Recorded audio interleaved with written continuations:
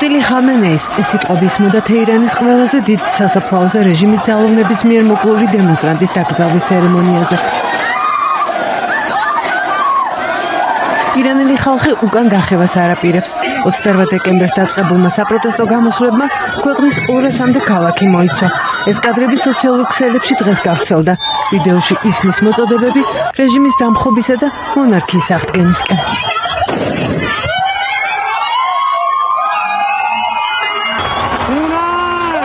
ირანელ ახალგაზრდებს, რომლებიც თავისუფლებას მოითხოვენ, რეჟიმი 2 კვირაზე მეტია სასტიკად უსწორდება.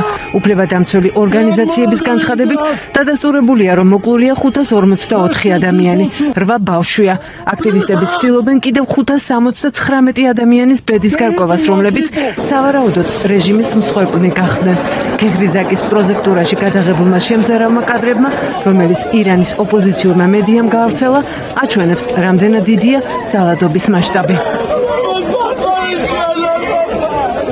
Now we have a number of 490 confirmed protester deaths. დადასტურებული გვაქვს 490 დემონსტრანტის დაღუპვის ფაქტი, მათ შორის 8 ბავშვია.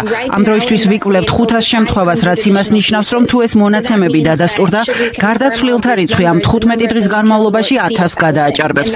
იგივე ხდება დაკავებულებთან დაკავშირებითაც. ამ დროისთვის 10600 ადამიანია დაპატიმრებული, მაგრამ ვიკვლევთ სხვა შემთხვევებსაც. დავასაბუთეთ 90-ზე მეტი იძულებითი ჩვენების მიცემის ფაქტი, რაც სახელმწიფო ტელევიზიითაც აჩვენეს. ეს ხალხი თვითნებურად დააკავეს და უცნობ ლოკაციებზე გადაიყვანეს. მათ მიმართ ხორციელდება ფსიქოლოგიური და ფიზიკური წამება. ხშირ შემთხვევაში ასეთი გზებით მოპოვებულ აღიარებით ჩვენებებს მათ წინააღმდეგ იყენებენ სასამართლოებზე და ამით ამართლებენ სიკვდილით დასჯას. აქციების დროს დაკავებულთა სასამართლო პროცესები დაჩქარებული წესით მიმდინარეობს. ნაწილი უკვე გაასამართლეს და სასიკვდილო განაჩენებიც გამოუტანეს.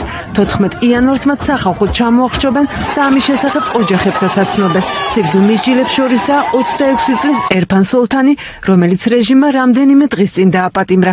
ციხეებში სულ 10000-ზე მეტი მომიტინგეა. ირანის ხელისუფლება არეულობების ორგანიზებაში შეერთებულ შტატებსა და ისრაელს ადანაშაულებს. დღეს თეირანში რეჟიმმა თავისი მხარდამჭერები აქციაზე გაიყვანა. მსვლელობაში მონაწილეობდა ირანის პრეზიდენტიც პარლამენტის თავმჯდომარესთან ერთად, რომელმაც მიტინგზე დონალდ ტრამპს მიმართა და ამერიკული ობიექტების განადგურებით დაემუქრა, თუ ის ირანზე შეტევას გადაწყვეტს. მოდით და ნახეთ, როგორ ვანადგურებთ რეგიონში ყველა თქვენს პოზიციას. მოდით და ნახეთ, როგორ შეგიყვანენ ამერიკის ისტორიაში ირანის მცველები. შეცდომაში შეყვანილო ტრამპო, არ დაუჯეროთ ტყუილს, რასაც გეუბნებიან. მეშჰედი არ დაცემულა, ირანის დამცველები იქ არიან. შეერთებული შტატები პროტესტის ჩახშობაზე რეაგირების რამდენიმე ვარიანტს განიხილავს. მათ შორისაა კიბერთავდასხმები, სანქციები და სამხედრო იერიშებიც. დონალდ ტრამპმა მედიასთან საუბრისას განაცხადა, რომ ირანი ვაშინგტონს მოლაპარაკებებს თავაზობს, თუმცა ეს იმას არ ნიშნავს, რომ პასუხი დემონსტრანტების მკვლელობაზე არ იქნება.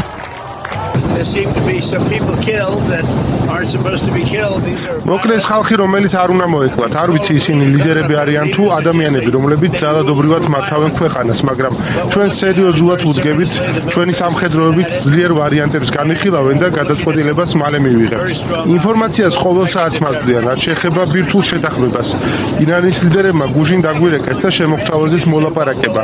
შეიძლება შევხვდეთ, აორგანიზებენ ამას, მაგრამ შეიძლება ამ შეხვედრამდე მოგვიწიოს ნაბიჯების გადადგმა იმის გამო, რაც ხდება, თუმცა შეხვედრა მზადდება. თუ ისინი მიზანში ამოიღებენ ამერიკის ობიექტებს, დავარტყამთ ისეთ დონეზე, რომელიც არასდროს უნახავთ და ვერც კი წარმოიდგენენ. მაქვს ძლიერი ვარიანტები, ასე რომ მათ უპასუხებთ ძლიერი ძალით. ვაშინგტონთან კომუნიკაცია დაადასტურეს თეირანშიც. საგარეო საქმეთა მინისტრის განცხადებით, თეირანს ომი არ სურს, მაგრამ მზადაა თავი დაიცვას. უწყებაში დღეს ბრიტანეთის, საფრანგეთისა და იტალიის ელჩები დაიბარეს და დემონსტრაციების მხარდაჭერის გამო ირანის შიდა საქმეებში ჩარევაში დაადანაშაულეს. ირანს არ სურს ომი, მაგრამ მზად ვართ პრევენციული ოპერაციისთვის. ახლა უფრო მომზადებულები ვართ, ვიდრე წარსულში ვიყავით. ტერმა ვერ გათვალა საკუთარი სულები. ჩვენ ღია ვართ დიალოგისთვის, რომელიც ეფუძნება ღირსებას, ორმხრივ პატივისცემას და რაც მნიშვნელოვანია, ჩვენს ეროვნულ ინტერესებს. დემონსტრანტების წინააღმდეგ ჩადენილი სისასტიკისთვის ევროკავშირი ირანის მიმართ დამატებითი სანქციების დაწესებას აპირებს. ევროპა მოუწოდებს თეირანს საკუთარ მოქალაქეებზე ძალადობა შეწყვეტოს. ირანის რეჟიმი სასტიკად ახშობს პროტესტის ყველა ფორმას, შედეგად მრავალი ადამიანი დაიღუპა. ირანის ქალაქების ქუჩებში გამოსული მამაცი კაცები და ქალები იმსახურებენ ჩვენს მხარდაჭერას. ისინი ტირანის წინააღმდეგ გამოდიან და ხმამაღლა აჟღერებენ თავისუფლების მოთხოვნას. ნიდერლანდები მოუწოდებს ირანის რეჟიმს შეწყვიტოს ძალადობა, გაათავისუფლოს უსამართლოდ დაპატიმრებული პირები და აღადგინოს ინტერნეტთანწვდომა. ჩვენ მტკიცედ დავუჭერთ მხარს ირანელი ხალხის უფლებებს. მოუწოდებ ირანის მთავრობას და მის ლიდერებს დაიცვან მოქალაქეები დამუხრების ნაცვლად. ირანელი ხალხის წინააღმდეგ ძალადობა არის ის, რასაც ძალიან მკაცრად ვგმობთ. ძალადობა არ არის სიძლიერის მტკიცებულება, ის არის სისუსტის გამომხატველი. ძალადობა უნდა შეწყდეს. ირანელ ხალხს სოლიდარობას უცხადებენ მსოფლიოს სხვადასხვა ქვეყანაში. აქციები იმართება ნიუ-იორკში, ლონდონსა და პარიზში. თანამემამულეებს თანადგომას უცხადებენ საზღვარგარეთ მცხოვრები ირანელებიც და რეჟიმის ცვლილების მხარდაჭერის ნიშნად საელჩოებზე და საკონსულოებზე ისლამური რესპუბლიკის დროშას შაჰის მმართველობის დროინდელი ეროვნული დროშით ცვლიან.